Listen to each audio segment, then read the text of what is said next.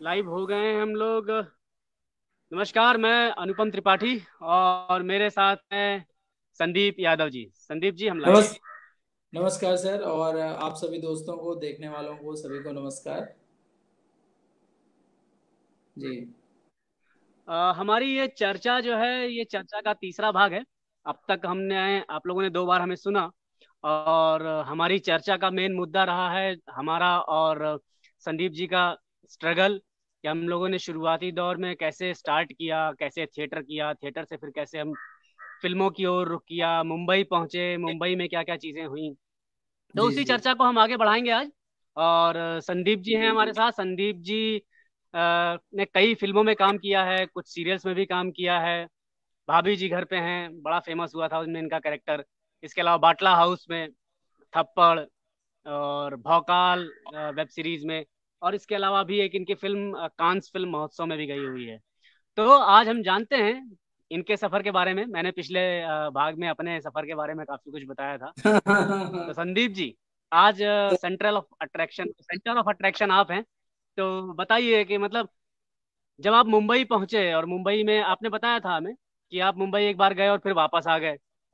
जी जी। वापस आके वहां फिर अपने लखनऊ में काफी दिन तक काम किया, और फिर मन नहीं माना, फिर मुंबई ने आपको बुला लिया अपनी तरफ। तो हम्म।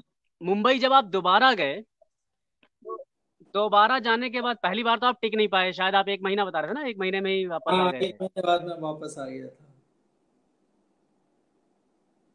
हाँ, तो बाकी इसके बाद जब दोबारा आप मुंबई गए तो फिर आपका अनुभव कैसा रहा?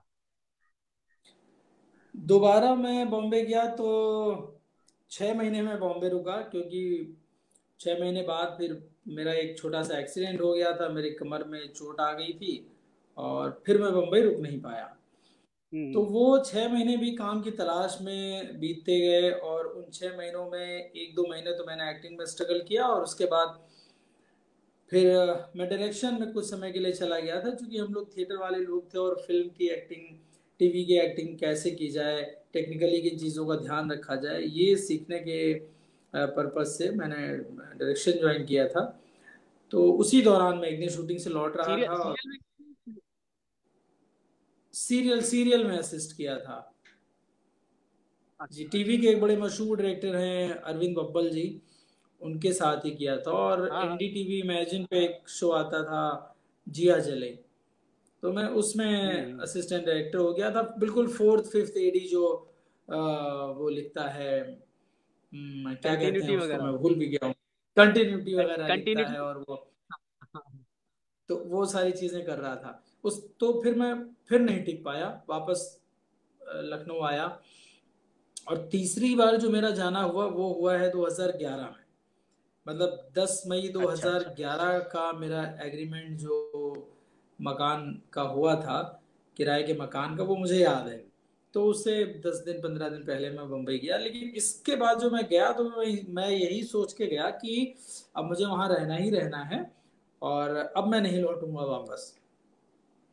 और मुंबई को जितना रुलाना है रुला ले, जितना परेशान करना है, क्योंकि उससे पहले थिएटर के में बहुत सारा काम वाम करने के बाद मैं लखनऊ लौट आया था, और यहाँ सारी संभावनाएं जितनी मेरी नज़र में हो सकती थी मैंने सब देख ली थी। और कहीं ना तो मेरा मन लग रहा था, ना कहीं इज्जत मिल रही थी, ना पैसा मिल रहा था। तो बहुत ही बेकारी और बड़े परेशानी वाले दिन। शाम को मैं अक्सर गोमती नदी के किनारे जाकर बैठ जाया करता था, और यही सोचता रहता था कि यार क्यों आ गया एक्टिंग में, क्यों आ गया इस प्रोफेशन में, कुछ और करते। बाकी क्योंकि दोस्तों को देखते थे कि वो सब काम धंधे कर रहे हैं, पैसे कमा हाँ। रहे हैं, नौकरियों में हैं। तो इस बार जो मेरा जाना हुआ 2011, वो मतलब फाइनल पूरा समेट के ही गया था कि नहीं, अब नहीं लौटना है। तो तीसरी बार में ये कही कि बम्बई ने मुझे एक्सेप्ट करना शुरू किया। हालांकि इस बार भी चुनौतियां वही थी, लोगों के पास जाना, हम्म। काम मांगना, मिलना। लेकिन इस बार थोड़ी मैंने अपनी मेहनत बढ़ा दी, थोड़ी काम के प्रति पॉजिटिविटी बढ़ा दी थी। और इस बार ये भी सतर्क था कि जैसा जिन परिस्थितियों में रहना पड़ा उस तरह से रहेंगे। तो छोटे छोटे सीरियल्स में कभी दूरदर्शन का कोई सीरियल मिल गया, या कभी बड़े सीरियल जो थे उसमें कहीं छोटा सा एक कुरियर बॉय का रोल मिल गया, कहीं वो एक इलेक्ट्रिशियन का रोल मिल गया, तो कहीं एक डॉक्टर साहब बन के आए हैं 2 दिन के लिए, वो मिल गया। ऐसे ऐसे करके शुरुआत तो हो गई थी कि भाई अब कैमरा आंखों के सामने था, तो सवाल वही सब आते थे कि इतना नाटक थिएटर ये सब करने के बाद अभी भी क्या काम है। लेकिन फिर ठीक था कि चलो अब तो अपने को झोंक ही दिया गया है इस दलदल में, और जैसा होगा देखा जाएगा। तो जो काम आता जा रहा था अनुपम जी मैं कर रहा था, मैं बिल्कुल ही नहीं सोच रहा था कि जमाना क्या कहेगा, लोग क्या कहेंगे, माँ बाप क्या कहेंगे। मैंने कहा ऐसी की तैसी यार, भूखे मरने से अच्छा है जो मिल रहा है वो करते जाओ। हम्म। तो करते करते फिर टीवी सीरियल्स में ठीक ठाक से काम वाम मिलना बाद में शुरू हो गया। तो पहला सीरियल मैंने फिर किया टीवी में, रंजीत कपूर सर के डायरेक्शन में एक सीरियल था, बंटी बबली की मम्मी। वो दूरदर्शन पर था, कॉमेडी रंजीत सीरियल था। कपूर वो रंजीत कपूर सर एनएसडी के मैं पास आउट। हाँ दिल्ली दिल्ली वाले अपने। हाँ, दिल्ली वाले, अच्छा अच्छा अच्छा, जो हाँ तो जो सीरियल का नाम थिएटर क्या था डायरेक्टर, वो, मैं सुन नहीं पाया। बंटी बंटी बबली की मम्मी। एक हाँ हाँ कॉमेडी हाँ। सीरियल था, तो उसमें एक मुझे किसी अच्छा अच्छा। मेन जो विलेन बने थे उनके राइट हैंड टाइप का एक रोल मिल गया। तो अपना हर 2-4 एपिसोड, 6-5 एपिसोड ऐसे महीने में निकल आते थे। तो भी हमको लगता था कि जो पैसे मिल रहे हैं उतने हम्म। बहुत है मुंबई में रहने के लिए। तो इस तरह से शुरुआत हो गई थी, कैमरा देख लिया था, अच्छे काम की तलाश जारी थी। और उसी बात फिर ये भाभी जी घर पे मिल गया, तो इससे थोड़ा सा लोग चेहरा जानने पहचानने लगे। और घर वालों को भी थोड़ा सेटिस्फेक्शन रहा कि चलो भाई अभी ये ठीक ठाक किसी सीरियल में आ रहे हैं। और बाकी फिर मैंने अनुपम जी, सावधान इंडिया और क्राइम पेट्रोल, मतलब यही हम लोग जैसे टेढ़े मेढ़े मोटे ताजे लोग यही तुरंत जाके सीआईडी में खट से फिट हो जाते थे। तो वो अपना है ना, एक एक एक कम्युनिटी नहीं जैसी वैसे बन आप गई वो। आप देखेंगे इस चीज को कि सावधान इंडिया, क्राइम पेट्रोल, सीआईडी, ये तीन ऐसे सीरियल हैं जिसने मतलब बहुत सारे एक्टर्स को जो है रोजी रोटी चलाई है वहां पर, तो ये तो मानना पड़ेगा, और यार सबसे बहुत लंबे भी चले हैं ये सीरियल। बहुत लंबे चले हैं, और सीआईडी का तो इसमें Guinness book of world record में नाम है। तो शायद अब तक सबसे ज्यादा देखा जाने वाला, या सबसे, मुझे लग रहा है शायद 12 या 16 साल उसको हो गए शो को आते हुए, ऐसा हाँ कुछ है। लगातार उसने। जी। तो तो फिर अच्छा सर वही। अभी भाभी जी घर पे हैं की बात करते हैं, उसका आपने, हाँ हाँ भाभी जी घर के जिक्र उठाते हैं, जी तो वो एक ऐसा सीरियल था जिसने आपको एक ठीक ठाक पहचान दे दी, जी और आपको भी थोड़ा सा लोग जानने लगे। जी। तो भाभी जी घर पे हैं कैसे मिला आपको, और उसका मतलब उसके पीछे की कहानी बताइए, मतलब वो कैरेक्टर क्या था, उस कैरेक्टर को कैसे डेवलप किया आपने, हाँ हाँ हाँ। उसमें कुछ अपना डाला या जो राइटर ने लिखा था सिर्फ वही वही किया आपने। नहीं, थोड़ी तो मैंने उसमें नक्काशी की थी उस कैरेक्टर में। और ये कैरेक्टर मुझे मिला हाँ ऐसे कि मतलब मैं सीरियल्स में काम कर रहा था, और धीरे धीरे कुछ ऐसा सिस्टम बन गया बम्बई में, कुछ पुराने दोस्तों से भी ऐसी चीजें शुरू हो गई कि यार तुम अच्छा काम करो, अच्छी फिल्में बनाओ, और पैसे की चिंता मत करो, पैसा हमारे पास है, जितना चाहिए उतना हम देंगे। तो एक फिर मैंने ऑफिस ले लिया था यारी रोड में, और बड़ा अच्छा बड़ा सा ऑफिस था। अच्छा। उसकी प्लानिंग ये थी कि फर्स्ट फ्लोर में हम स्टूडियो बनाएंगे जहाँ पर डबिंग एडिटिंग होगी, और नीचे हमारा ऑफिस था। तो लखनऊ से कम कई सारे दोस्त वहाँ आने शुरू हो गए। तो वहाँ मैंने एक फिल्म प्लान कर रहा था, मैं फिल्म प्रोड्यूस कर रहा था। उसी दौरान मेरी मुलाकात हुई भाभी जी घर पे हैं कि राइटर मनोज संतोषी जी से। तो मनोज संतोषी हाँ। जी हमारे सीनियर भी हैं। मैं भोपाल में नया थिएटर जहाँ काम करता था अभी साहब के यहाँ, वो वहाँ से सीनियर थे, तो मिले, बातचीत हुई। और फिर उन्होंने कहा कि मैं एक सीरियल लिख रहा हूँ, भाभी जी घर पे हैं, और उसमें एक सब्जी वाले का कैरेक्टर है जो लखनऊ कानपुर का मैंने सोच रखा है, वहीं की जबान होगी और वहीं का ह्यूमर होगा। हम्म। तो वो इत्तेफाकन मतलब हमारी उनसे मुलाकात भी हुई, और अचानक कैरेक्टर की बातचीत हुई। तो एक ऑडिशन लेने के बाद उन्होंने मुझसे कहा कि मैं चाहता हूँ कि आप करिए। तो मैंने कहा अरे बहुत अच्छी बात है, मैं बिल्कुल करूँगा। फिर उसकी शूटिंग शुरू हो गई। तो जब कैरेक्टर मिला तो वो सिंपल था कि एक ठेला लेकर सब्जी वाला आता है, सब्जियां बेचता है, और भाभी लोग सब्जियां लेती हैं, हंसी मजाक होता है, निकल जाता है। मैंने उनको एक आइडिया दिया, और वो आइडिया ऐसा था कि जिस दिन हमारी शूटिंग थी, सुबह सुबह मुझे जाना था, तो मनोज जी ने कहा कि मैं आज सेट पे चल रहा हूँ, आप मेरे साथ ही चलिए। हम लोग साथ ही जा रहे थे। तो जस्ट एक रात एक पहले मैंने एक गाना लिखा सब्जियों के ऊपर। तो उसमें भिंडी के बारे अच्छा में, उसमें तोरई के बारे में, उसमें मतलब आलू प्याज बैंगन जितना था, वो गाने में मैंने सारी सब्जियां और उसकी खासियत और कुछ चीजें ऐसे पिरो डाली, पैरोडी टाइप समझिए अच्छा बना अच्छा। लिया। और सुबह बहुत जब सही मनोज है। जी मिले तो मैंने उनसे कहा कि मनोज जी मैंने गाना लिखा है सब्जियों के ऊपर। तो ये मेरा अपना क्रिएशन था कि वो सब्जी वाला, अगर आप ये अलाउ करें मनोज जी, तो मैंने कहा कि ये सब्जी वाला गाना गाता है, सब्जियों पर एक गाना बना रखा हो, गाता है। जनरली सब्जी वाले चिल्ला चिल्ला के सब्जी बेचते। तो उन्होंने कहा सुनाइए। तो पहले मैंने जो टेक्स्ट लिखा था वो सुनाया, तो उसमें सब सब्जियां वब्जियां आ गई थी, उनकी खासियत आ गई थी। फिर उन्होंने कहा अच्छा कैसे गाएंगे। तो एक मोटी मोटी धुन भी मेरे दिमाग में थी। तो वो भी मैंने, अच्छा वो धुन मैं आपको बताऊं कि हबीब साहब का एक नाटक है आगरा बाजार। तो हाँ आगरा जी हाँ जी। बाजार में एक ककड़ी वाले का कैरेक्टर है। तो हम्म। ककड़ी वाला का कैरेक्टर जो है, उस कैरेक्टर से इंस्पायर्ड होके मतलब गाने की धुन मैंने वहां से ली, लिरिक्स मैंने अपने डाले और दोनों को मिलाया और अपनी आवाज में मैंने इसको मनोज जी को सुना दिया। तो उन्होंने कहा अरे हाँ ये तो हाँ। बहुत बढ़िया है, कमाल है, ये तो अच्छा लगेगा। तो फिर हम गाड़ी में बैठे हैं, चले जा रहे हैं, रास्ते भर धुन वुन पे चर्चा हो रही। सेट पे पहुंचता हूँ, डायरेक्टर ने मुझे सीन दिया। तो मनोज जी बोले कि ये संदीप जी ये गाना लिख के लाए हैं, चाहते हैं कि आपको सुनाए। मैंने कहा सर आप सुन लो, आपको अच्छा लगे तो ये हम इसमें रख सकते हैं और अच्छा रहेगा तो उनको सुनाइए। तो पहले मैं नॉर्मली धीरे सुना रहा था, उन्होंने कहा नहीं आप जैसे गाएंगे बिल्कुल गा के दिखाइए।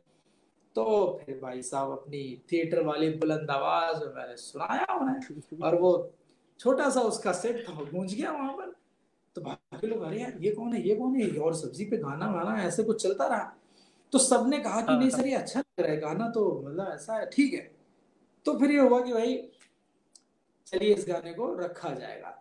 तो गाने से उस कैरेक्टर को थोड़ा अच्छे से लोग पहचानने लग गए। और वो बाकी फिर ये था कि हाँ वो गाना क्या था, सुना सकते हैं, अभी याद है आपको? हाँ, पिछली बार भी हम लोग सोच रहे थे कि सुनाएंगे। हाँ, हमारे साथ मंजू जी तो जुड़ी हुई मुझे, हैं, बहुत अच्छी लोक गायिका हैं। तो मंजू जी ने भी फरमाइश की है कि अगर आप सुना सके तो सुनाए प्लीज। मंजू जी को नमस्कार। मैंने फुर्सत के पेज से उन्हें सुना है, और मंजू जी के सामने मैं कैसे गाऊंगा और मतलब क्या बोलूंगा मैं। लेकिन मंजू जी मुझे ये समझ के माफ करेंगे कि वो एक सब्जी वाला है, बेसुरा बेताला ही गाता होगा, उसने गायकी की कोई शिक्षा नहीं ली थी। तो गाना अनुपम जी पूरा नहीं याद आ रहा है, 2 लाइनें याद आ रही हैं उसकी। वो मैं सुना रहा हूँ। पिछली बार भी हम जी। लोगों ने तय किया था कि गाना पूरा सुनाएंगे। हाँ हाँ। आ, ताजी हरी सब्जी ले लो, ताजी हरी सब्जी ले लो, बड़े सस्ते में है मिलती, क्या खूब नरम नाजुक है कानपुर की सब्जी, क्या खूब नरम नाजुक है कानपुर की सब्जी। आगे मैं क्या भूल रहा बात। हूँ क्या था, वो भिंडी पे ही था कि भिंडी लैला की उंगलियों की जैसी है और हीर की बांसुरी के जैसी है।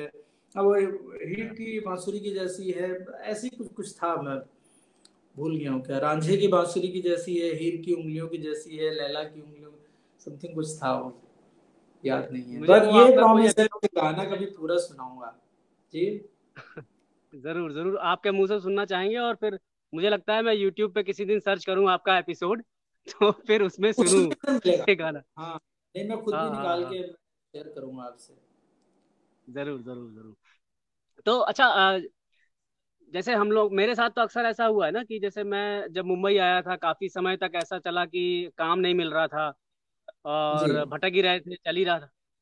तो फिर जब मैं वापस अपने होम टाउन लौट के आता था तो हर कोई पूछता था कि अरे यार, हाँ मतलब जो है, क्या कर रहे हो वहां पर, क्या चल रहा है। और मैं बताता था कि नहीं, स्ट्रगल चल रहा है, स्ट्रगल चल रहा है। तो वो लोग भी लगातार कई सालों तक सुनते सुनते ना कि स्ट्रगल चल रहा है, स्ट्रगल चल रहा है, मतलब वो समझ गए थे कि इसका कुछ होना होना नहीं है, इसका कुछ होना नहीं है, ये टाइम टाइम वेस्ट कर रहा है।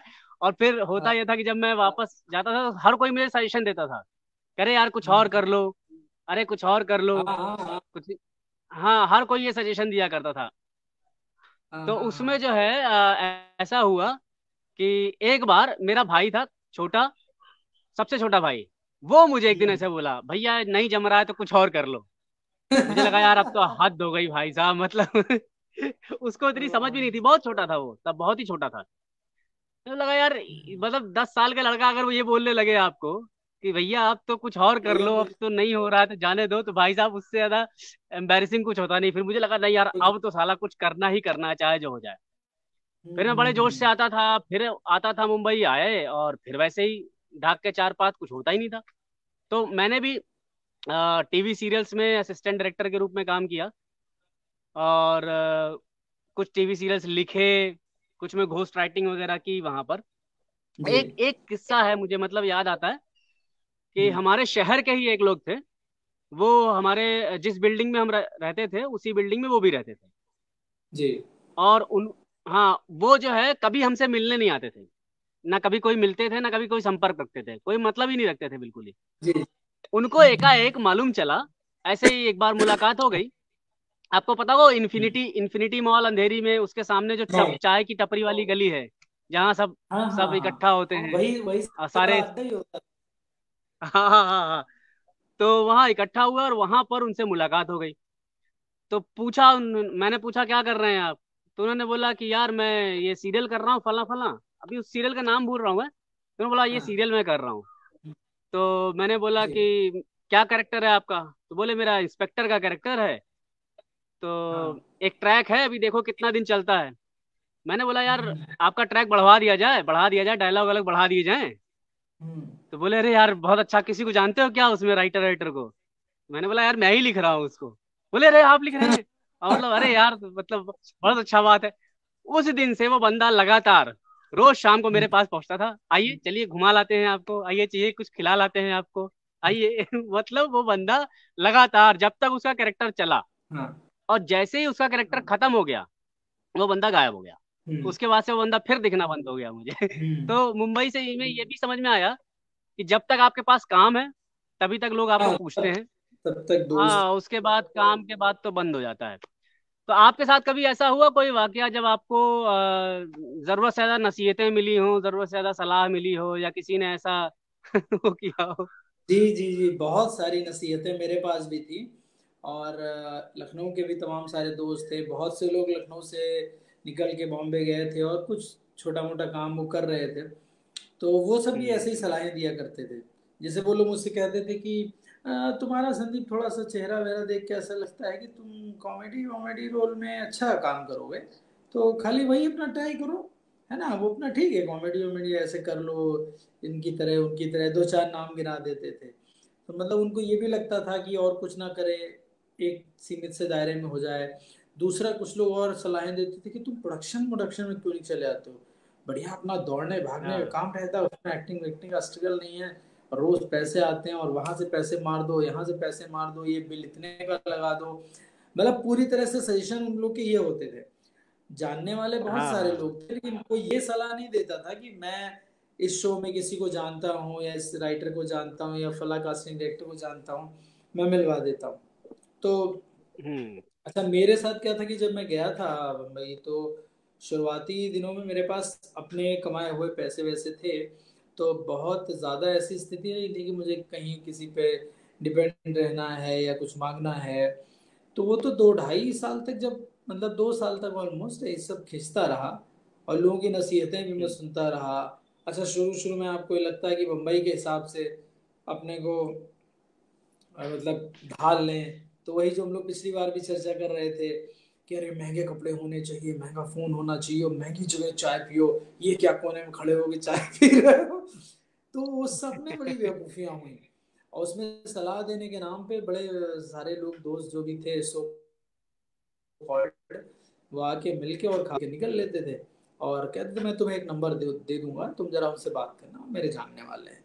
तो ऐसे हवाबाजी खूब रही। एक समय ऐसा आया अनुपम जी कि मैंने ये डिसाइड किया कि मैं यार अब किसी से मिलूंगा नहीं। ये जो पूरा सर्कल है हम्म। जिसके इर्द गिर्द मैं घूम रहा हूँ, दरअसल सबसे बड़े दुश्मन यही लोग हैं। एक तो सलाहें गलत दे रहे हैं, दूसरा आप अगर कुछ छोटा मोटा करते भी हो तो ये नहीं कह रहे हैं कि चलो कुछ तो काम किया, कहीं अरे यार अब ऐसे ये काम करोगे, इतना छोटा करोगे, अब यहाँ करोगे, इतने दिन तुमने नाटक किया, ये किया, और तुमको फेलोशिप मिली है थिएटर में, उसका तुम ये करोगे, तो उनकी बातों में भी आ जाता था कि हाँ यार बात तो सही है, मैंने इतना काम किया, अब ये करूंगा। तो अब समझ में आता है कि वो सब फैसले, ज्यादा मुझे उनकी बातों में फंसना नहीं चाहिए था। भाई मैं, मुझे तय करना चाहिए था। खैर वो उतनी अकल उस समय थी भी नहीं। तो धीरे धीरे जब मैंने अपने फैसले खुद लेने शुरू किए और लोगों से सलाहें लेना बंद कर दी, जो मुझे अच्छा लग रहा है मैं वो कर रहा हूँ, तो चीज़ें थोड़ी सी ठीक शुरू हुई। और ये जो प्रैक्टिकल वाली आपने बात कही कि वो राइटर थे, वो आपके एक्टर दोस्त थे, और जब तक आपने लिखा तब तक तो वो मिलते रहे, जब ट्रैक ओवर हुआ तो उन्होंने मिलना छोड़ा। तो ये अनुपम जी बम्बई की बड़ी खासियत है कि बड़ा प्रैक्टिकल शहर, इसीलिए उसको कहा जाता है प्रैक्टिकल शहर, माया नगरी। और ये बम्बई ने मुझे सिखा दिया। पहले तो शुरू में मुझे बड़ी चिड़ सी होती थी कि लोग, जैसे बहुत लोगों ने फोन किया और काम के समय बात की और फिर चलते बने, तो कई बार हम लोग कह देते थे कि अच्छा काम था तो सिर्फ फोन आया और अपना काम हो गया तो चल दिए। अब मैं बड़ा उससे यूज टू हूँ। अब मुझे अगर कोई XYZ फोन करे तो मैं जानता हूँ कि उसने, उसको ज़रूरत मेरी है इसलिए उसने मुझे फ़ोन किया। तो अब मुझे बुरा नहीं लगता, क्योंकि उस शहर की अपनी एक तासीर ही ऐसी है कि बहुत ज़्यादा बेवजह की दोस्ती यारी बड़े दिन टिक पाती नहीं है। लोग कट्टू कट्टी एक ही बिल्डिंग में, मैं आपको बता दूं कि अभी एक फिल्म आई है रात अकेली है नेटफ्लिक्स पे। तो हाँ, नवाज उसमें की। जो नवाज की, तो उसमें नवाज भाई के साथ में जो उनका इंस्पेक्टर बना हुआ है, श्रीधर नाम है उसका लड़के का, तो वो लखनऊ से है, लखनऊ थिएटर से है। हम दोनों एक ही बिल्डिंग में 4 साल रहते रहे। मैं सी विंग में था, वो ए विंग में था। मतलब ए विंग के बाद बी पढ़ती है, बी के बाद सी पढ़ती है। हम मतलब 6 महीने 8 महीने में एक बार मिलते थे। हम्म। जब वो सुबह निकल रहा है, अगर उस समय मैं घूम घाम के कहीं से आ रहा हूँ तो मिल गया, अरे भाई ठीक है, हाँ मैंने कहा ठीक है, और आज इतनी सुबह, हाँ यार ऐसा है वैसा है। वो निकल गया, शाम को कहीं वो आ रहा है या मैं आ रहा हूँ, तो इतना हम टकराते थे।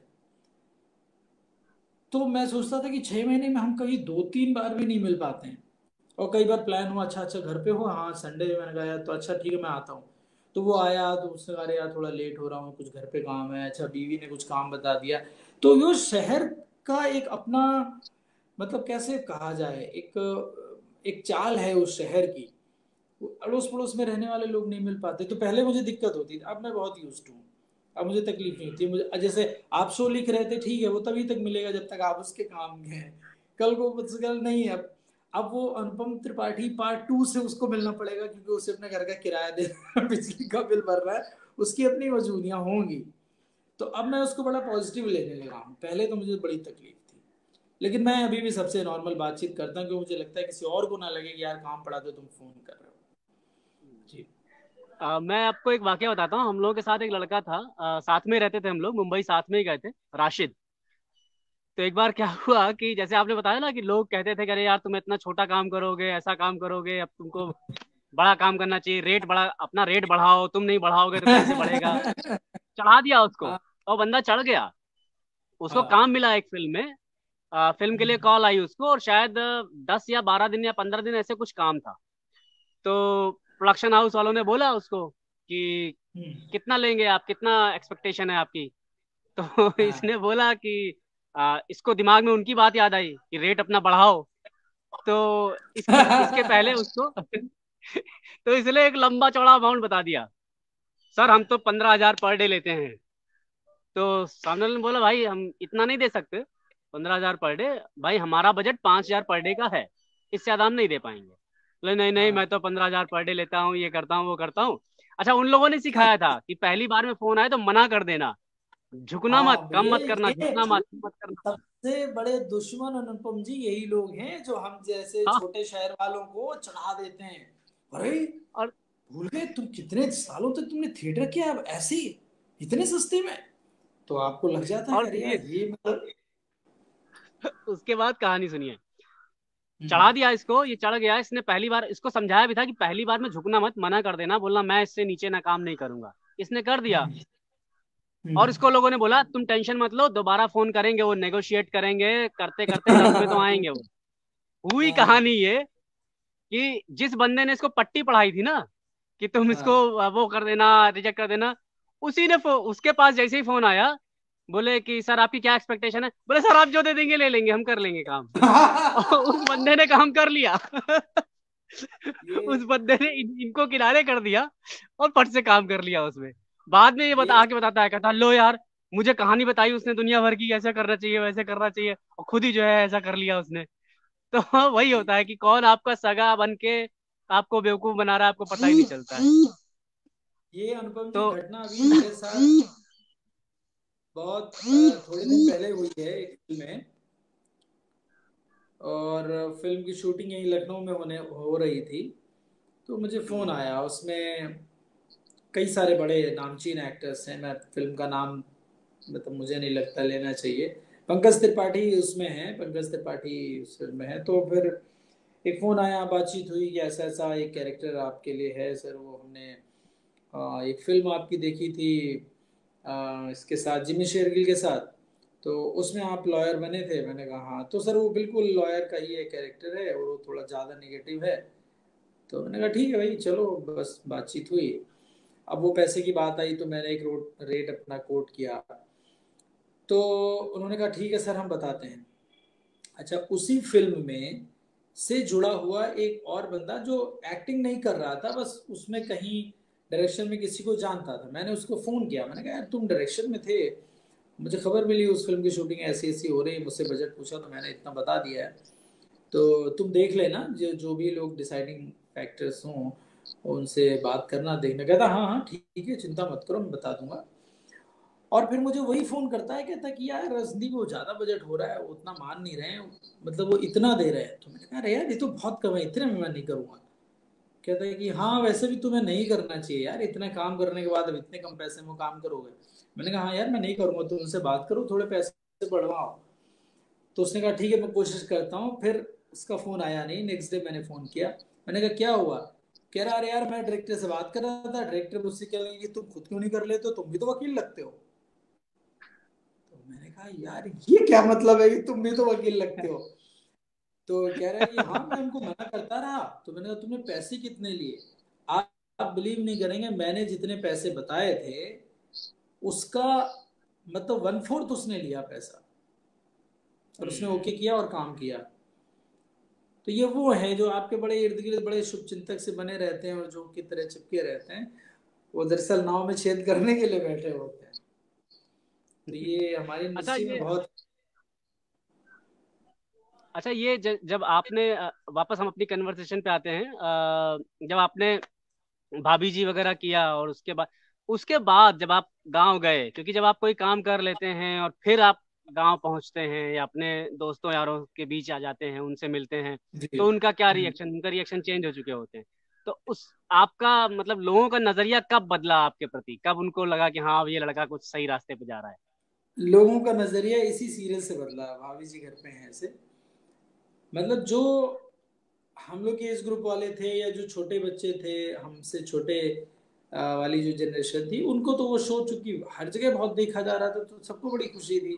अरे यार भैया हैं, अपने गांव के लड़के हैं और हमारे गांव का लौंडा है, वैसे टाइप का भी चल रहा था। तो लोग बड़े खुश थे। लेकिन एक वहीं हमारे गांव में एक चाचा थे जो छुटभैये टाइप के नेता होते हैं, जो अपना ऐसे गमछा वमछा डाल के और ऐसे तुरंत बन जाते हैं, कह रहे ऐसा थोड़ी है, उनको जानते हैं उनको जानते हैं सबको जानते हैं। तो मैं एक बार आया हुआ था, वो मुझे हाँ। मिले और कहने लगे कि मेरा घर का नाम दीपू है। कल गए दीपू, अबे आओ। हाँ चाचा, अबे प्रणाम प्रणाम छोड़ो, तुम ये बताओ, अबे बम्बई में जाके सब्जी बेच रहा हूँ है, बड़ी बेइज्जती करा दी है बट और कोई काम नहीं मिला तुमको। तो उनका वो जो भक कहना था वो इतना मतलब ऐसा लानत भरा था कि मुझे लगा कि मैं जिंदा क्यों हूँ इस आदमी है, मतलब कि पता नहीं क्या गुनाह कर लिया है। फिर भाई यार कोई काम नहीं मिला है, सब्जी बेच रहे हैं यार, अरे कुछ और कर लेते। तो एक और लड़का साथ में था, वो उनको समझा रहा है, चाचा वो रोल है, रोल है, रोल होता है ना जैसे, तो मान लो रोल है, रोल कर रहे हैं, सब्जी बेच रहे हैं। तुम सुनो हमको ना ज्यादा समझाओ, हाँ हमसे ज्यादा दिल्ली बम्बई कलकत्ता देखे हो तुम। रोल है रोल, अबे रोल था तो तुम तिवारी बन जाते। हैं दरोगा बन जाते हैं, यही बचा था, गांव की बेइज्जती हो गई, वैसे टाइप। मतलब वो भी एक मासूमियत समझिए उनके अंदर है कि जो रोल कर रहा है उसको वो यही समझने लगते हैं कि यही होगा। और एक उनसे बड़े वाले थे, उन्होंने कहा कि भैया सुबह तो फिर जल्दी जाना पड़ता होगा सब्जी मंडी क्यों? हमने कहा हाँ जल्दी जाते मतलब उनको लग रहा था कि हम ठेला वेला लगाते हैं तो सब्जी लाते होंगे, ठेले सजाते होंगे, फिर ठेला लेके पहुंचते होंगे। फिर कह रहे हैं कि शूटिंग के बाद सब्जी क्या करते हो? तो भैया सब्जी कहाँ करते हो? हम कहें चाचा वहीं बेच देते हैं सब्जी वब्जी सब, अपना घर चले आते हैं। हाँ नहीं मेहनत तो है ही है, खैर अब मेहनत है लेकिन ठीक है भाई, अपना तुम चोरी चकारी तो नहीं कर रहे हो ना, ठीक है अपना बम्बई में जो है वो है। तो इस तरह के भी बड़े मासूम से लोग हैं। और बड़े प्यारे से कुछ लोग ऐसे भी थे गांव में जो को लगता था कि अरे नहीं नहीं। और जिस दिन कहीं मेरा कोई एपिसोड आ जाता था अंगूरी भाभी के साथ, तो अरे फिर पूछिए मत। तो एक दो बड़े मजे लें तो भैया क्यों अंगूरी एकदम गोरी होंगी क्यों, एकदम सफेद होंगी? हमने कहा यार सफेद होंगी का क्या मतलब, गोरी हैं मतलब आप तो बहुत नजदीक से देखोगे फिर। तो मैंने कहा देखे नजदीक क्या यार, सीन साथ रहता है तो नजदीक से क्या देखे। नहीं खैर भाई खूबसूरत तो है ही। तो उनके अपने एंगल्स चल रहे होते थे, उनके अपने जैसे तमाम बेहुदा सवाल होते थे। लेकिन उनको ये हो मैं गया था आपको कि भाई बताऊं, गाँव का एक लड़का मुंबई पहुंच गया और कुछ कर रहा है। जी। मैं आपको बताऊं, मेरे गांव में जैसे होता था ना कि लोग पूछते थे अक्सर, अरे यार एक चीज बताओ, ये सच में हीरोइनियां इतनी गोरी होती है, कंप्यूटर से कर दिया जाता है उनको इतना गोरा? तो लोगों को, बहुत लोगों को गांव में ये भी लगता है ना, कंप्यूटर से गोरा हो जाता है, इतना गोरा कोई हो ही नहीं सकता यार, मतलब यार कंप्यूटर से गोरा कर देते हैं। हाँ सब और कंप्यूटर से हो जैसे जाता है। आप तो फिर भी एक्टर हैं, आप तो मान लीजिए दिखते थे पर्दे पे, मेरा राइटिंग और डायरेक्शन का काम था, मैं पर्दे के पीछे वाला। तो लोग मुझसे पूछा करते थे कि यार, हम्म, मतलब मुझसे पूछते थे, मेरे भाइयों से पूछते थे, अरे यार तुम्हारे भैया करते क्या हैं? हम्म। तो कोई अपना बताए, अरे वो डायरेक्टर हैं, राइटर हैं, डायरेक्टर हैं। अरे यार दिखते तो हैं नहीं, कभी आज तक देखे नहीं उनको कहीं काम करते। बोले बोले हाँ अरे यार उनका नाम आता है, बाद में लिख के आता है उनका नाम। बोले बैग साला, एक नाम के पीछे जो है बम्बई पड़े हुए हैं, अरे बोलो चले हैं चुपचाप। उनका मतलब है कि जो उनका कुल मिला जो के कहने का टीम। मतलब ये होता है, हाँ जो हाँ दिख रहा है वही है, बाकी वही है लिखने बस विखने वाले बाकी। सब बेकार है। वो वो एक दौर था ना जब हम लोगों को भी लगता था, मतलब मुझे भी बचपन में यही लगता था कि अरे अमिताभ बच्चन बड़ी अच्छी पिक्चर बनाता है। अब अमिताभ बच्चन अच्छी पिक्चर बनाता है, यही दिमाग में था, ये दिमाग में नहीं था कि कोई राइटर होता है, कोई डायरेक्टर होता है, ये सब चीजें पता ही नहीं होती थी। तो हाँ मेरे क्योंकि साथ तो हम ये भी लोग, रहा है। हाँ बताइए। मैं कह रहे हैं कि हम लोग जिस परिवेश से निकले हैं वहां पर फिल्म का मतलब उस फिल्म में काम करने वाला हीरो ही होता था। कि भाई शाहरुख खान की हाँ पिक्चर है, आमिर खान की पिक्चर, अमिताभ बच्चन की पिक्चर है, राइटर कौन है डायरेक्टर कौन है हमको इससे कोई लेना देना नहीं होता था। वो तो अब हम लोग या ऑडियंस भी अब जानने लगी है। नहीं तो और हाँ। आपके लिए तो मुझे लगता है ज्यादा चुनौतियां यही रही होंगी कि पड़ोसी रिश्तेदार दोस्त लोग, अरे यार कौन से सीरियल में हो, अच्छा कहाँ पर हो, दिखाई तो देते नहीं, अब नाम कौन पढ़े यार आखिरी तक, ये सब बड़ी। अच्छा कई अरे बार अनुपम बाकी, जी ये भी हुआ है, जैसे कि मेरी तो बड़ी लड़ाइयाँ रिश्तेदारों से हो जाती थी और अभी भी कुछ तनातनी अभी भी रहती, मैं जाता ही नहीं हूँ कहीं पर भी। अब वो लोग बहुत कहते हैं कि अरे भैया आइएगा और मिलिएगा। तो उन लोग के साथ यही समस्या होती थी कि पैसे कितने कमाते हो भैया। अच्छा जब मैं अच्छी स्थितियों में आया तो मैंने कहा कि सैलरी कितनी है आपकी, मैं बहुत चिढ़ने लग गया था एकदम।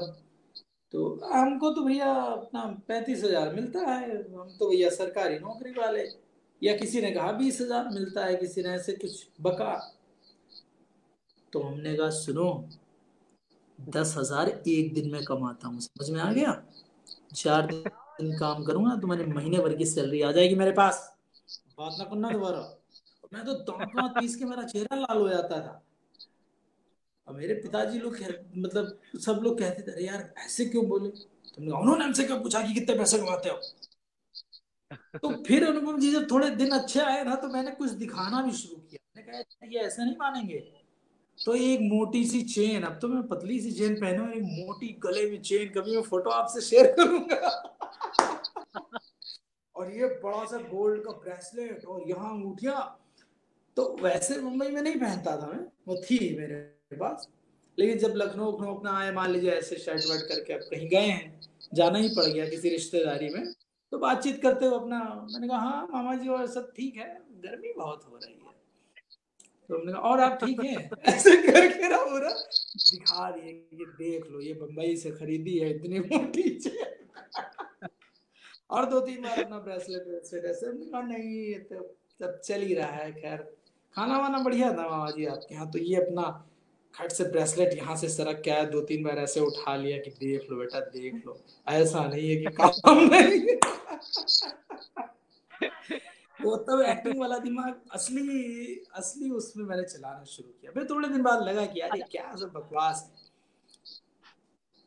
अच्छा, तो आपके साथ सब कभी बता। ऐसा हुआ है कि जैसे आप किसी किसी फंक्शन में गए हो और वहां पर लोगों ने कहा हो, अरे जरा एक्टिंग करके दिखा दो 2 मिनट, लड़का एक्टिंग करता है, जरा हाँ। बेटा 2 मिनट कुछ। खूब होता है, बाप रे बाप।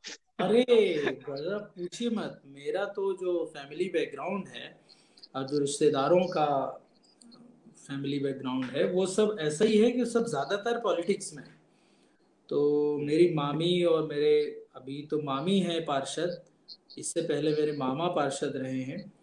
तो हमारे मामा वाली फैमिली में अभी लालजी टंडन जी, और इस समय जो डिप्टी सीएम हैं उनका आना जाना, तमाम बड़े नेताओं का आना जाना शादी फंक्शन में ऐसे मतलब मामूली था कि भाई आएंगे ही आएंगे। और जब मैं बड़ा भागता था यार इनके चक्कर में ना पड़ना पड़े, क्योंकि वो लाव लश्कर और गाड़ियां और उनके 4 बंदूकधारी और सब रिश्तेदार लगा रहे थे, आइए आइए वैसे टाइप, और हम अपना कि भाई क्या है, हमें कोई लेना देना नहीं है। तो उसमें कई लोग रिश्तेदार लोग कहते थे अरे नहीं आओ, मिल लो नमस्ते कर लो नमस्ते कर लो। तो हम मान लीजिए गए, हमने कहा जी जी नमस्ते। तो तुरंत मामा जी हमारे भांजा है भैया, ये यही है बड़ा वाला भांजा जो बम्बई में रहता है, यही यही है। और वो आपको बताया था ना हमने, वो जो सीरियल आता है भाभी जी घर पे हैं।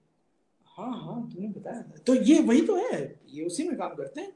और बस वो ऐसे देखने लगे इतनी देर में रिश्तेदारी, भाई दीपू जरा एक डायलॉग बोल के सुनाओ तो जरा, जो तुम भाभी को बोले थे जब सब्जी दे रहे थे, भाई एक लाइन हो जाए, एक लाइन हो जाए, नहीं नहीं भाई एक लाइन हो जाए। अब हम ऐसे देख रहे थे, हमने कहा कि अरे नहीं मामा जी ऐसे थोड़ी होता, अरे नहीं नहीं बेटा, हाँ। और वहां पे जो 10-20 लोग बैठे हैं वो भी, अरे भैया हाँ हाँ हाँ हाँ हो जाए। यकीन मानिए मैंने लाइनें बोल के दिखाई हैं, नहीं तो वो छोड़ेंगे ही नहीं आप। और फर्जी की लाइनें कुछ भी बोल रहे हैं कि हाँ अरे भाभी अब सब्जी तो लेनी ही पड़ेगी, इतने मारा है, वाह भैया वाह। 3 नमूने टाइप को बनना पड़ा है, क्या करे। और ना करिए तो उनको लगे भाई बम्बई जाके आपके अंदर अहंकार आ गया, रिश्तेदारों की कदर नहीं करते हो। कह रहे इसलिए हैं ना बचता हूँ कि कहीं कहीं जाना ना पड़े तो ज्यादा अच्छा है। मामा। अरे, मैं तो राइटर डायरेक्टर फिर भी बच जाता था, क्योंकि शुरुआत में जब मैं एक्टिंग किया करता था थिएटर के टाइम पे, तब ये सब बहुत होता था। बेटा जरा 2 लाइन, हाँ जरा नाच के दिखा दो, जरा कुछ गा के दिखा दो। और बाप रे, बड़ा हाँ हाँ। एम्बैरेसिंग होता है उसमें, तो आपको कुछ सूझता ही नहीं। आप कितना भी वैसे तैयार करके बैठे रहो, लेकिन उस वक्त कुछ नहीं सूझता था। नहीं और बड़ा अच्छा। अजीब सा भी होता है, कोई माहौल नहीं है, आप कैसे क्या करने लग जाए उनके सामने, हाँ। है ना। लेकिन मैं आपकी हिम्मत की दाद देता हूँ कि अभी आपके जो कुछ वीडियोस मैंने देखे, और आउट ऑफ द बॉक्स जो आपका एपिसोड है, वो बड़ा कमाल है कि गांव वालों के सामने आप बिल्कुल नेचुरल परफॉर्मेंस कर रहे हैं, आप झिझक नहीं रहे हैं। मैं तो अभी भी अपने गांव वालों के सामने मुंह नहीं खोल पाता हूँ, मैं उनके सामने 2 लाइनें नहीं बोल सकता। वैसे देख के हाँ। अरे यही एक्टिंग है क्या, अरे अरे बेकार है। तो ऐसे कर देंगे आपको लगेगा खत्म, अब यहीं से सीधे कूद जाऊं जाके मैं गोमती नदी में, अपने को स्वाहा कर लूं। नहीं, मुझे तो एक्चुअली मेरा जो एक्टिंग की मेन क्लासेस रही हैं वो मेरा गांव ही रहा है। गांव के कैरेक्टर्स, गांव के लोगों के बीच रह के ही मैंने सीखा है। गांव के कई जी कैरेक्टर्स को फॉलो कर करके सीखा है। और अभी भी आप हाँ मेरी ये मूंछ देख रहे होंगे, पतली वाली। तो हाँ ये जो हाँ मूंछ है मेरी, हाँ, ये अभी एक कैरेक्टर कर रहा हूँ मैं। एक यूट्यूब के लिए, अपने चैनल के लिए बना रहा हूँ एक सीरीज। एक टॉक शो है, बक बक विद शर्मा जी। हम्म तो उसी टॉक शो का है, ये शर्मा जी का लुक है। शर्मा जी जो पुरानी मूंछ होती थी ना, पुराने लोग रखते थे पतली हाँ सी। हाँ हाँ, ऐसे रखते थे। हमारे हमारे एक रिश्तेदार भी ऐसे ही रखते थे मूछ। शैम्पू वाले।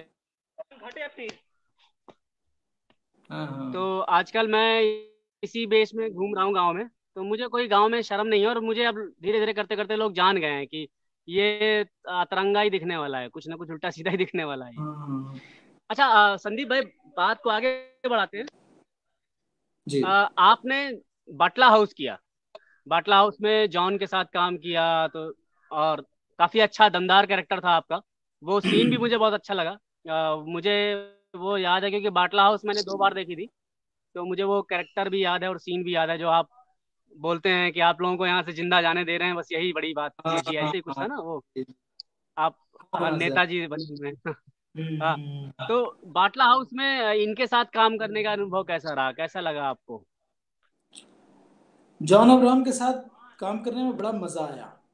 और मज़ा दोनों लेवल पे आया कि एक तो वो इंसान बहुत बढ़िया हैं, मतलब को एक्टर्स के साथ जो आपकी रिलेशनशिप होनी चाहिए ऑन सेट, वो बड़ी ज़बरदस्त है, बहुत मैच्योर बिहेवियर है उनका। और इसके अलावा भी मतलब बहुत सहज व्यक्ति हैं वो। और बड़प्पन ये कि उनको ये मेरे बारे में पता था कि मेरा बैकग्राउंड नाटक थिएटर का है थोड़ा लंबा। तो अपना जब मतलब डबिंग में जैसे उन्होंने मुझसे कई सारी चीज़ें कही कि संदीप जी वो ठीक लग रहा है ना, आपको सीन ठीक लग रहा है? तो मैंने कहा अरे सर आप मुझसे पूछ रहे हैं क्या? नहीं नहीं, अरे आप बताइए तो। मैंने हाँ सर ठीक लग रहा है। हाँ ठीक है, और कहीं पे भी लगे तो आप बताइएगा मुझे। तो ये उस आदमी का जो बड़प्पन है जॉन अब्राहम को, मैं इसका फैन हुआ। और मेरे सीन में उन्होंने इतना सपोर्ट किया कि जब हम्म। मेरे क्लोज शॉट चल रहे होते थे तो वो बेचारे खड़े रहते थे अपना रिएक्शन देने के लिए। नहीं तो जनरली एडीज दे देते हैं हम्म। रिएक्शन, लेकिन वो देते थे। और उन्होंने बड़े फर्स्ट डे जब हम लोग मिले तो उन्होंने कहा कि आप बहुत आराम से करिएगा, कोई जल्दबाजी नहीं है, जितने भी टेक आपको लेने हो करने हो उतने टेक में करिए, सीन भी दमदार होना चाहिए और ये सीन ऐसा हो कि आप मुझ पर भारी पड़ जाए। तो मैंने कहा नहीं सर, मैं पूरी कोशिश करूंगा। तो वो ठीक ठाक से सीन बन गया। और बड़ी बात यह कि एडिट में वो कटा नहीं तो आप डायरेक्टर हैं, आप राइटर हैं, आप जानते हैं जहाँ कहीं भी बड़े एक्टर और स्टार्स को कुछ भी लगता है कि भाई चीज़ें थोड़ी सी उनके उनको कहीं पर भी डोमिनेट कर रही हैं तो वो सीन उड़वाते हैं। तो उन्होंने नहीं उड़वाया, ये बड़ी बात थी। और जॉन के साथ काम करके बड़ा मज़ा आया। और ना सिर्फ मेरा बल्कि टीम में जितने एक्टर्स थे, जिस भी सीन में उनके साथ जो एक्टर है तो बहुत पर्सनली बहुत ध्यान रखते थे। सबको खाना मिला, नहीं वो आपने खाना खा लिया, आपने चाय पी ली, अच्छा अच्छा सब ठीक है बिल्कुल बढ़िया, आके सबसे हाय हेलो करना। तो ये जो माहौल अच्छा सा पॉजिटिव मिल जाता है ना अनुपम जी सेट पे, बस वो मुझे लगता है ना एक्टर से हाँ। अच्छा काम करवा लेता है। एक्टर तो जो है मुंबई में इसने सीखा है उसके अंदर है ही, लेकिन वो जो माहौल और डायरेक्टर की जो पैम्परिंग है एक्टर को, जैसे वो अपना एक मतलब छोटे बेबी को आप ट्रीट करके ना उससे काम निकलवा लेते हो, ये मैं तो इसको डायरेक्टर का मतलब क्रेडिट देता हूँ। जो भी काम वाम मेरे अच्छे लगे मैंने कहा नहीं यार ये डायरेक्टर का काम, उसने मुझसे काम ले लिया। नहीं तो बहुत से डायरेक्टरों के साथ मेरा ऐसा हुआ कि अच्छा भैया क्या करें, तो उन्होंने कहा ऐसे बोलना है, सिर्फ इतना बोलना है, ऐसे करना, ठीक। तो हम रोबोट भी बन चुके हैं। हाँ ठीक है, आपने इतना कहा हम्म। इतने ही करें। और जब डायरेक्टर कह देता है कि नहीं सर आप पे हैं, हमें नहीं पता भाई, मैं तो डायरेक्टर हूँ, मैं कैमरे पे हूँ, बस कैमरा ऑन ऑफ के लिए बोलूंगा मैं, कि एक्शन बोलूंगा कट बोलूंगा। हमने कहा अरे यार तो फिर तो भैया आप दिखाओ।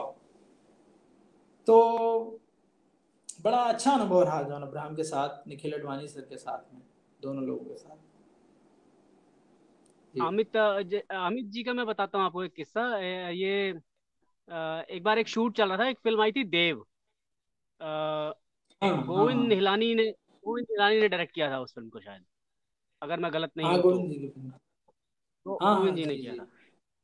तो वो फिल्म थी और उसका शूट चल रहा था, कॉलेज का शूट था। और कॉलेज में सीन ऐसा था कि वो स्टूडेंट्स जो हैं वो स्ट्राइक किए हैं, उसमें से एक कोई है वो बदतमीजी करता है, और ये अमित जी जो है वो गन निकाल के शूट कर देते हैं उसको। ये सीन था। उस लड़के को जो छात्र नेता बना हुआ था उसको डायलॉग बोलना था, और जब अमित जी पहले बहुत अच्छा बोल रहा था, वो बहुत सही बोल हाँ रहा था, हाँ बहुत अच्छा कर रहा था।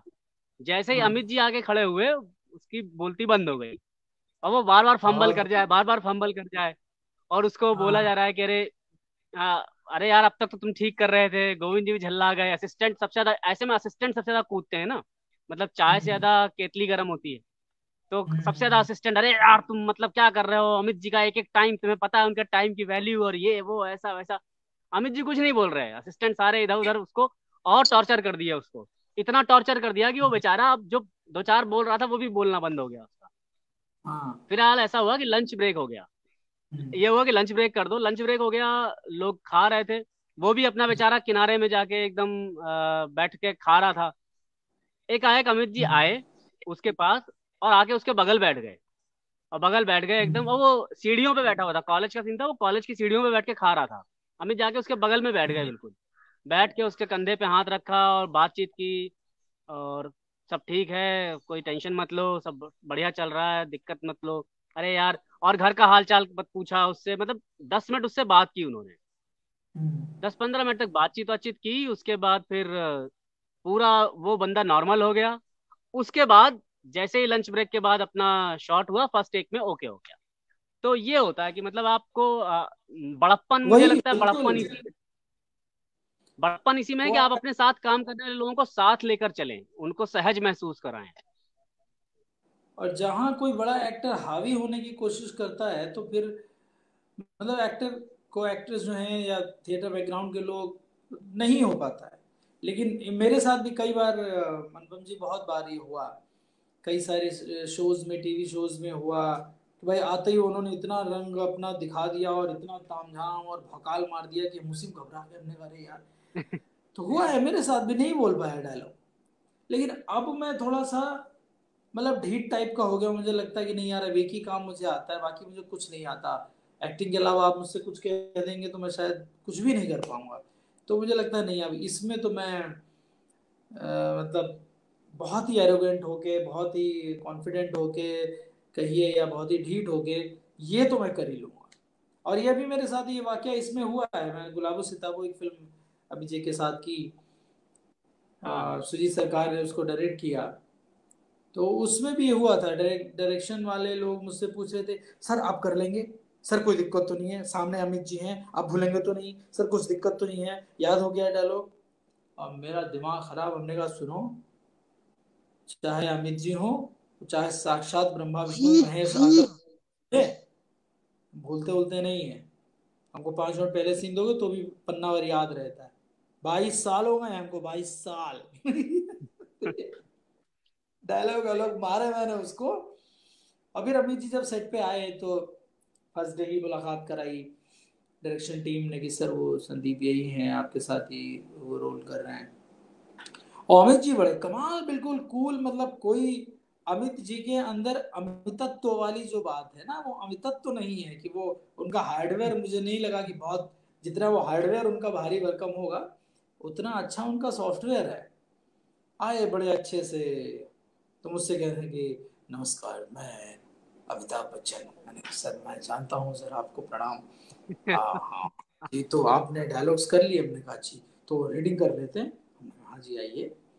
रीडिंग की, भाई याद था हमको डायलॉग, बात खत्म। एक दो चेंजेस चेंजेस हम लोग रीडिंग में हुआ, ठीक है। आधे घंटे एक घंटे बाद हमारा सीन शुरू हो गया, करते गए। वो सीन ही हमारा शाम तक हुआ। तो आराम से अमित जी एकदम आराम से बैठे हैं, कोई नहीं। बारिश होने लगी तो मैं वहां सामने खड़ा था, भीग रहा था। बारिश शुरू हुई तो खट से इनके लिए तो छाता आ गया। हमारे पास जब तक कोई पहुंचता पहुंचता तो सारा टेंशन तो ये ले चुके थे। तो अमित जी ने खुद ऐसे इशारा किया, अब देख ही रहे थे उनको, तुरंत दौड़ के आए, खट से उन्होंने अपने छाते के नीचे मुझको खड़ा किया, बिल्कुल ऐसे सट के यहाँ हाथ रखा है अमित जी ने, यूं मेरे इधर से हाथ आया, और मैं सामने खड़ा हूँ, धीरे से ऐसे उनका हाथ देखा। मैंने कहा अरे यार यही अमिताभ बच्चन के हाथ हैं। अरे वाह कसम से, मैं इसी में पागल हुआ जा रहा हूँ, अब सीन हो चाहे ना हो। तो ये सब उन्होंने मुझे लगता है इसीलिए किया कि उनका को सहज। एक्टर उनके साथ कंफर्ट रहे। चाहते तो हमारे कंधे पे हाथ नहीं रखते, अपने छाते के नीचे नहीं बुलाते। लेकिन ये बड़े लोगों की अनुपम जी खासियत है। जॉन अब्राहम को मैं इसलिए बड़ा भी कह रहा हूँ, तो सब ग्रेट लोग हैं। और मैं बड़प्पन, बड़प्पन यही है, बड़प्पन मैं इसी को मानता हूँ हम्म। कि आप अपने से नीचे के लोगों से किस तरह से पेश आते हैं, या जो बस बस बस कैसे वो उनको ही सही। बता देता है आपका व्यक्तित्व। हाँ। हाँ, यही यही व्यक्तित्व बता देता है। और हमारे अच्छा अभी। हमारे शो में ना अनुपम जी, भाभी जी घर पे हैं में बाद में बहुत सी फिल्मों का प्रमोशन शुरू हो गया था, तो एक बहुत बड़े सुपरस्टार शो में आए थे। और नाम तो लेना नहीं ठीक है उनका। उन पे ये टैग है कि वो अपने को एक्टर्स के सीन एडिट करवा देते हैं। तो आप शायद गेस कर पाए वो कौन थे। आए, मैं भी एपिसोड में हूँ। अच्छा, तो आप क्या है? मैंने कहा सर मैं वो सब्जी वाला। अच्छा। मार अपने एकड़ में है ना, रीडिंग कर रहे हैं ना स्क्रिप्ट पढ़ रहे हैं। भाई हम लोग की एंट्री थी, तो बातचीत है, अपना अकड़ में है उनकी टीम, और मार मेकअप सारा तामझाम लग रहा है। तो हमारी भाभी जी की जो टीम है ना, वो बड़ी स्ट्रांग है। एक्टर्स जो है ना सब उसमें धुआंधार भरे हुए हैं। तो बस आंखों हाँ आंखों में हाँ। ऐसे इशारा हुआ, ऐसे इशारा हुआ, सबने कहा ठीक है यार, ऐसी की तैसी नहीं कर रहे हो, रीडिंग मत करो। टेक शुरू हो गया। खत्म कर दिया हम सारे लोगों ने मिल के उनको, कि भाई हम तो अपने सीन डायलॉग भी बोलेंगे, और हम तो पूरी टीम हमारी पुरानी है। आंखों आंखों में इम्प्रोवाइजेशन शुरू हो गया, कह रहे ये तो इसमें है नहीं, ये तो लिखा नहीं है, ये तो नहीं था। बस। तो फिर उनको पढ़नी पड़ी स्क्रिप्ट। तो भौकाल जो है अनावश्यक, फिर कई बार शेर को कुछ चूहे भी मतलब दबोच लेते हैं। तो ऐसा भी होता है। बहुत बढ़िया, पीछे अच्छा आवाजें आप आ रही हैं की। आप जिस क्रिकेट बैकग्राउंड। खेल रहे हैं लोग। अच्छा, कोयल भी बोल रही है। हाँ, कोयल भी बोल रही है, ये बहुत सही जगह है। ये पीछे आप देख रहे हैं मेरे, ये बरगद का पेड़ है, ये एक बरगद है और बरगद इधर का एक पेड़। पीपल का पेड़। हाँ। तो अच्छा, मैं आपने इसके देखा नीचे होगा बैठ के बरगद के पेड़। मेडिटेशन वगैरह भी करता हूँ। अच्छा, बहुत बढ़िया। तो मुझे बहुत अच्छा लगता है, बड़ा सुकून है यहाँ पर। और इस कोरोना काल में तो मैं काफी लंबे लंबे अरसे तक बैठा रहा यहाँ पर, क्योंकि वैसे भी स्कूल की बगल में स्कूल है, तो स्कूल की छुट्टी थी, तो कोई शोर शराबा नहीं, कुछ नहीं, बहुत सन्नाटा एकदम मस्त रहता है। जी जी। और कई बार मैं यहाँ पर आके कैंपिंग भी कर लेता हूँ, जैसे मतलब जब मेरा मन उबता है घर में और चार दीवारों से और इन सब चीज़ों से, तो मैं अपना कैंप टेंट लेके आता हूँ और यहीं पर लगा के एक दो दिन यहीं पड़ा रहता हूँ अपना, यहाँ पीछे जंगल अच्छा। में और यहाँ सब। हाँ हाँ, तो लकड़ी उकड़ी इकट्ठा करी और खाना वाना बना लेते हैं, ऐसे ही पड़े रहते हैं कुछ।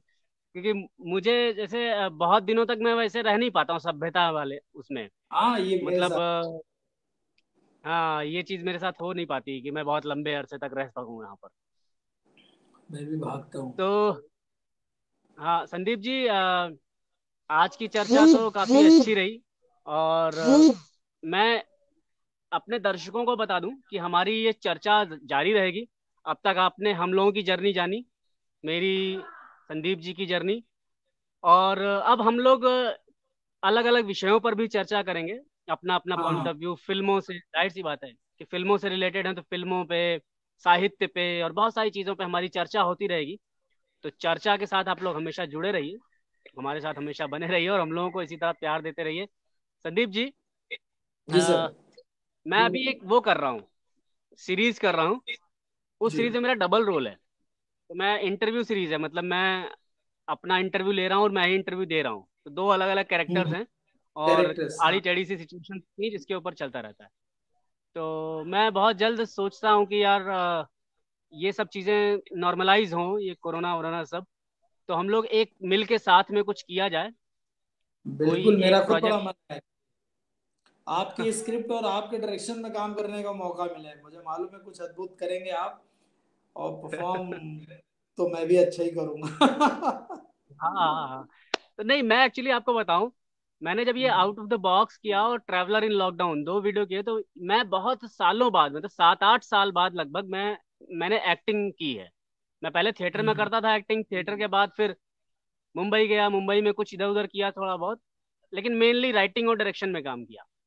जी। एक्टिंग तो बिल्कुल छूट गई थी, खत्म ही हो गई थी। हम्म, तो मतलब जब मैंने ये ट्रैवलर इन लॉकडाउन किया और फिर ये किया आउट ऑफ द बॉक्स किया जिसमें 9 रोल थे अलग अलग, तब मुझे जाके अरे रियलाइज लगा कि नहीं यार, मेरे अंदर एक्टर जिंदा है अभी, मरा नहीं है अभी, मतलब इसको। बिल्कुल है, और मुझे लगा कि बिल्कुल है। इसको इसको मारो मत, इसको जिंदा रखो, कुछ ना कुछ इसको देते रहो थोड़ा, थोड़ी थोड़ी खुराक देते रहो इसको थोड़ा है। बस मोटा बस ताजा बस। बनाओ। तो चलिए, उम्मीद करते हैं कि बहुत जल्द हम लोग साथ में कुछ काम करें। बिल्कुल और बिल्कुल। और हाँ, आप कुछ कहना चाहते हैं?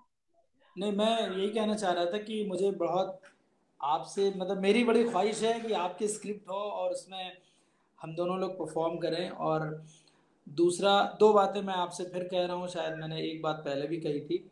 उसमें ये थी कि अगर कोई व्यक्ति ट्रैवलर बनना चाहता हो तो कैसे वो ट्रैवलिंग की शुरुआत करे, उसको आप बेसिक टिप्स क्या देंगे, कैसे तैयारी करे, कितने किलोमीटर का सफ़र शुरुआती दौर में करे, खाना पीना रहना, उसकी पैकिंग, और पैकिंग भी और पैकेजिंग भी दोनों चीज़ें।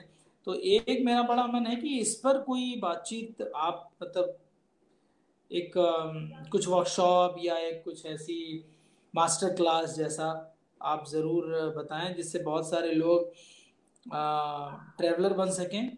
और दूसरी चीज़ अनुपम जी ये है कि हम आप दोनों अवध की बेल्ट से आते हैं। तो अगर आप अभी हम्म। किसी भी म्यूज़िक ऐप पे जाएंगे ना, तो उस पे आपको सारी भाषाओं के सॉन्ग्स मिलेंगे। भोजपुरी मिलेगा, बाकी तमिल, तेलुगु, मलयालम, कन्नड़, ये सारी चीज़ें मिलती हैं। अवधि का कहीं कुछ नहीं है।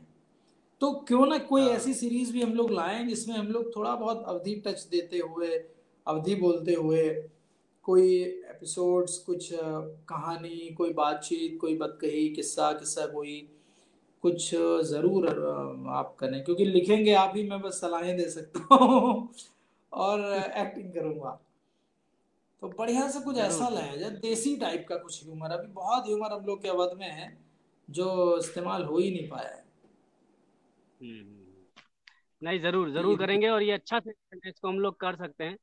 जैसे हमारे एक हम्म। आपको पता होगा, ये अपने फैजाबाद के एक कवि थे, अशोक मिश्र टाटम्बरी जी। तो टाटम्बरी जी हैं, वो बड़ा बहुत ही गजब का वो लोकगीत लिखते हैं वो। तो मेरी बहुत पहले मुलाकात हुई थी उनसे, मुझे लगता है कुछ 11-12 साल पहले।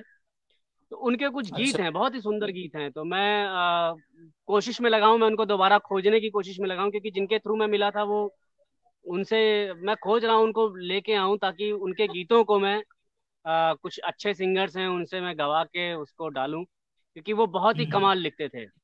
उनका एक गीत है वो, मैं अपनी फटी सी आवाज में सुना रहा हूँ, पर वो गीत के बोल देखिएगा आप, हाँ, बहुत ही सुंदर प्लीज लगता है प्लीज मुझे। प्लीज प्लीज सुनाइए। हाँ। हाँ।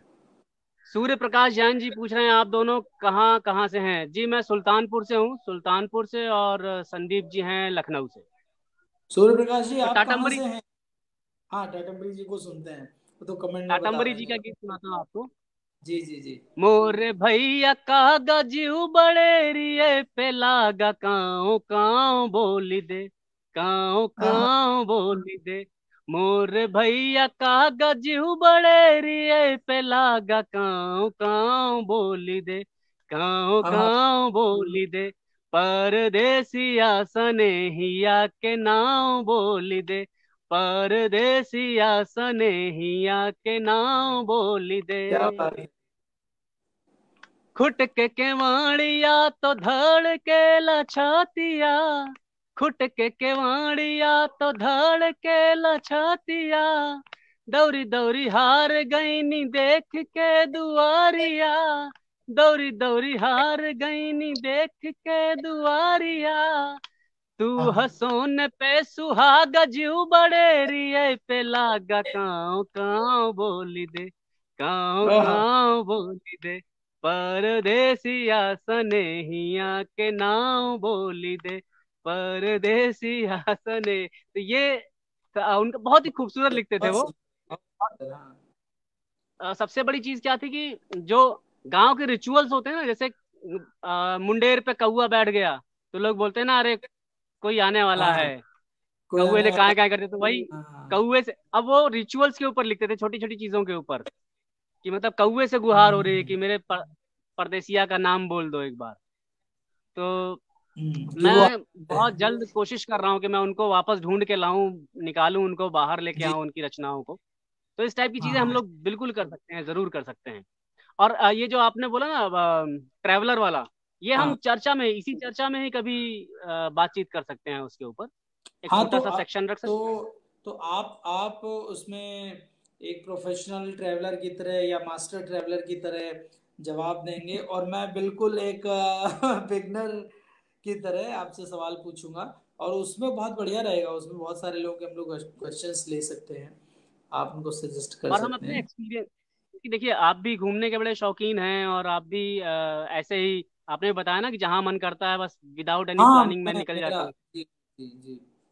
तो मुझे लगता है कि हम लोग उसमें अपने जो ट्रैवलिंग एक्सपीरियंसेस हैं वो भी शेयर कर सकते हैं, कि जो भी वो हम भी लोगों कर ने अब सकते। तक, हाँ, उसके जरिए क्या क्या चीज़ें सीखने को मिलती हैं। तो ये चीज़ हम लोग जी जी, करेंगे चर्चा में। तो चलिए संदीप बिल्कुल। संदीप जी, आज की चर्चा को यहीं समाप्त करते हैं, यदि आपका हाँ आदेश जी, हो तो। नहीं नहीं, बिल्कुल सर, बिल्कुल। आज की बातचीत को विराम दिया जाए, और जल्दी फिर किसी अन्य चर्चा में किसी अन्य विषय के साथ हम सभी लोग मिलेंगे। जो भी लोग यहाँ रहे, जिन्होंने हमें सुना, उन सभी को हमारी तरफ से धन्यवाद। जल्दी मुलाकात होगी फिर। जरूर जरूर। नमस्कार। नमस्कार।